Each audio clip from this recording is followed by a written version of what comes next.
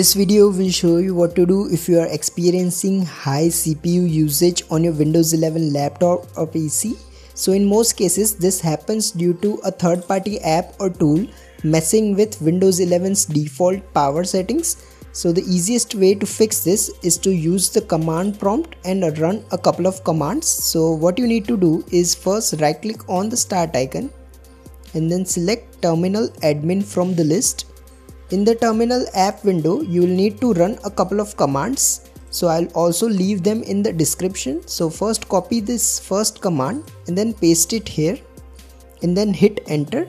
After running this command, simply go ahead and copy the second command, paste it here and then hit enter again. Once you have run both these commands, simply go ahead and restart your Windows 11 laptop or PC. After the reboot, simply go ahead and open the task manager and you will see the Windows CPU usage down to single digit. If you find this video useful, please don't forget to like and subscribe to Glitch Guru.